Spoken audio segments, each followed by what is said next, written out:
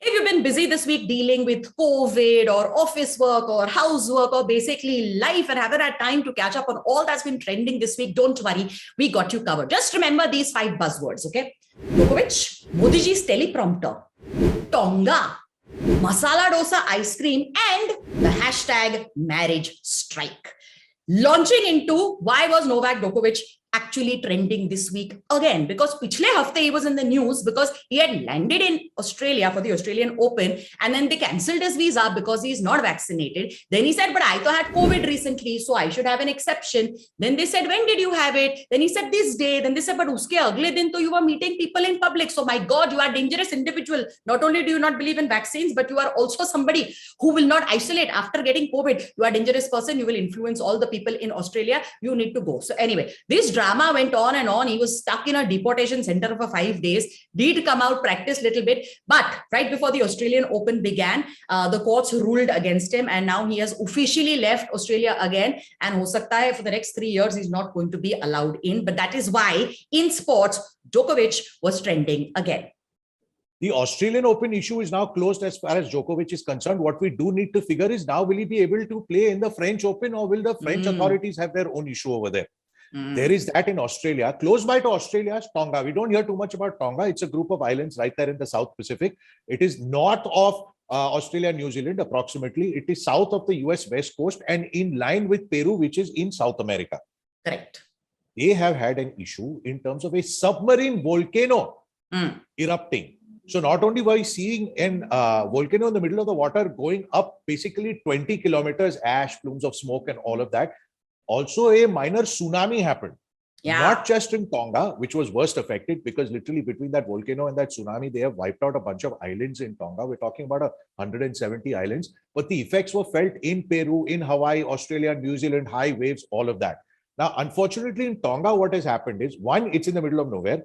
Two, it's a small nation of islands. We're talking a little more than 100,000 people, and it's not spectacularly developed. Yeah. So getting food, getting water over there, international aid is a problem. One, because the place is covered with ash. Okay, so nobody can see from upar. It's covered with ash. That is a problem. They have one undersea cable that connects Tonga to the internet and therefore the rest of the world. That has been damaged. There's a ship out there right now trying to repair it. But up until that is done, international calls are impossible.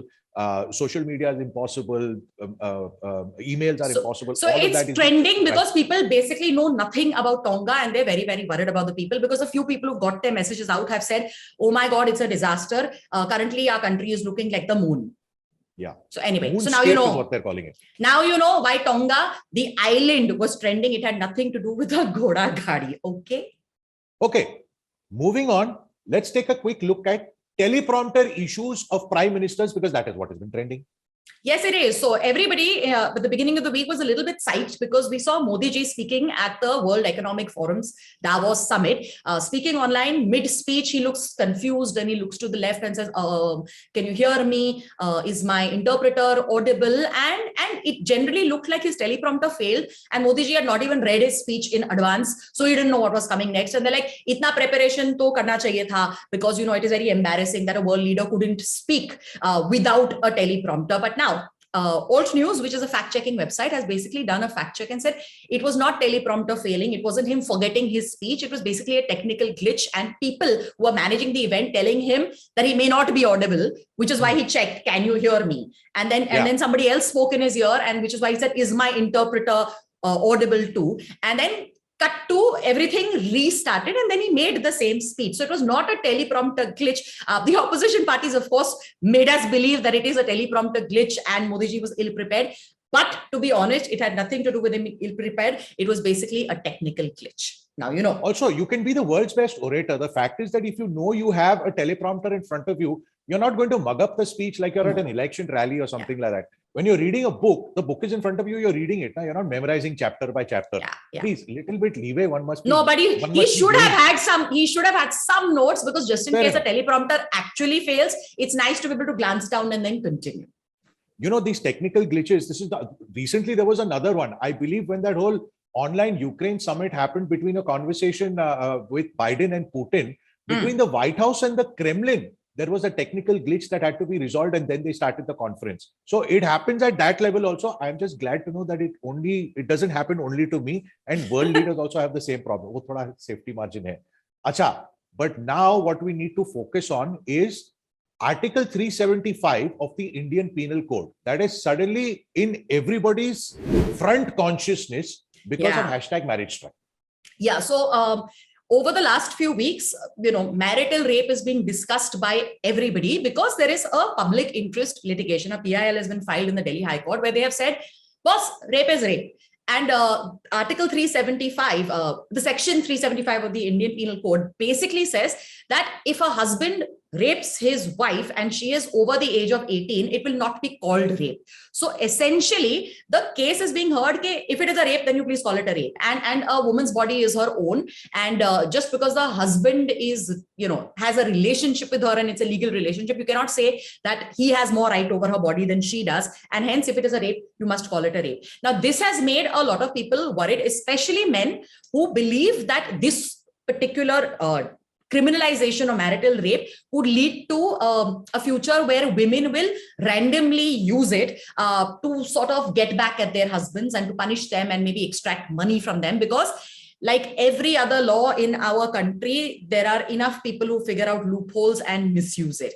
You get that whole fake dowry report cases, and things like that, fake rape report, and that's the worry over here. That is the worry. But that is the serious worry. It is currently being debated and heard by the Delhi High Court. But what social media warriors are doing right now is trending hashtag marriage strike, because they're like, agar aapne marital rape ko criminalize kiya, then we will not get married only. Jao. And then of course the feminists are saying, ऐसे मर्दों के साथ तो हमें शादी करनी ही नहीं है. So very good. आप अपना marriage strike ना permanent रखो. None of these arguments make any sense, but let's see what the Delhi High Court says, because that is a topic I would not be able to rule on, Jaggu. Absolutely, yeah. But here's the thumb rule, okay? Consent is consent, irrespective of the marital status of the woman, married, unmarried, separated, whatever, okay? No means no. The woman is in charge of her own body. She decides, irrespective of who the partner is and what the relationship is. She decides. That is the rule. That is the natural rule.